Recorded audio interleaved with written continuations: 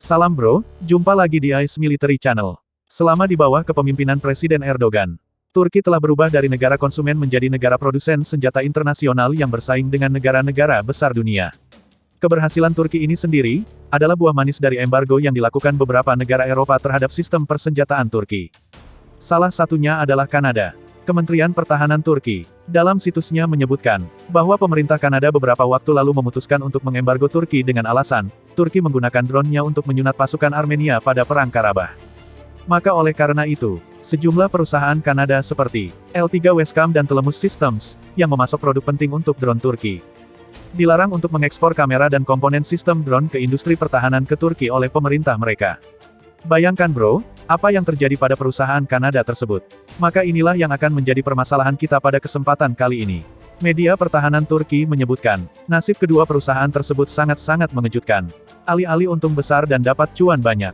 Ternyata, keputusan embargo pemerintah Kanada terhadap Turki ini, menyebabkan perusahaan besar Kanada tersebut merugi jutaan dolar. Pada masa kedikdayaannya, Telemus Systems adalah satu-satunya perusahaan yang mengekspor produknya kepada perusahaan dirgantara Turki Thai, yang akhirnya bangkrut dalam 7 bulan pertama tahun 2021 tanpa menghasilkan pendapatan apapun. Karena memang, perusahaan ini hanya memasok sistem intelijen untuk platform drone angka kepada Thai. Bayangkan bro, hidupnya perusahaan Kanada ini karena jasa dari perusahaan Thai Turki, yang membeli sistem drone angka pada mereka. Atau dengan kata lain, gara-gara kebijakan pemerintahnya yang salah. Maka jumlah pengangguran di Kanada akhirnya semakin bertambah. Menurut informasi yang diperoleh, perusahaan ini dinyatakan pailit pada tanggal 24 Agustus tahun 2021 yang lalu. Bukan saja berefek pada pensiunnya ribuan karyawan mereka, perusahaan yang kualat pada Abah Haji Erdogan ini, disebutkan juga memiliki daftar hutang 638.600 dolar. Bayangkan bro, gara-gara pemerintahnya yang salah diurut oleh Mark Erot, akhirnya perusahaan tersebut bangkrut. Disebutkan juga, jumlah hutang 120.900 dolar dari hutang ini adalah untuk membayar jasa sebuah perusahaan bernama CM Computer. Dan sisanya 330.100 dolar merupakan gaji para pekerja di perusahaan tersebut yang belum dibayarkan. Menurut informasi dalam laporan kebangkrutan Telemus Systems disebutkan, penyebab gulung kebabnya perusahaan ini, karena perusahaan Thai Turki yang diembargo oleh negara mereka merupakan satu-satunya konsumen tetap. Di mana sebelum embargo dijatuhkan, perusahaan Kanada ini mengirimkan sistem intelijen elektronik, dukungan elektronik ESM, dan sistem peperangan elektronik EW, yang akhirnya menyebabkan penurunan pendapatan yang menurun tajam akibat sikap pemerintah Kanada.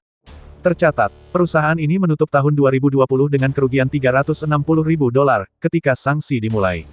Dan hanya dalam 7 bulan pertama pada tanggal 31 Juli tahun 2021, Telemus mendapatkan keuntungan kualat besar dalam sejarahnya, yaitu hanya sebesar 0 dolar. Dengan kerugian perusahaan mencapai sekitar 1,1 juta dolar. Menurut admin, selain aspek Turki, pemerintah Kanada menjadi aktor utama gulung tikarnya perusahaan ini. Ini karena, pemerintah Kanada tidak dapat memberikan pelanggan baru kepada perusahaannya pasca embargo kepada Turki, yang akhirnya membuat perusahaan ini menjadi perusahaan hantu dan tidak tahu kapan akan hidup kembali.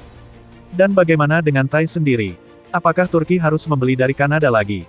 Jawabannya adalah tidak. Pasca embargo tersebut, para ilmuwan industri pertahanan Turki Thai akhirnya berhasil menciptakan sistem dan komponen yang dibutuhkan untuk drone angka di dalam negeri mereka sendiri. Terus ikuti channel ini untuk mendapatkan informasi terkini terkait perkembangan teknologi militer Turki.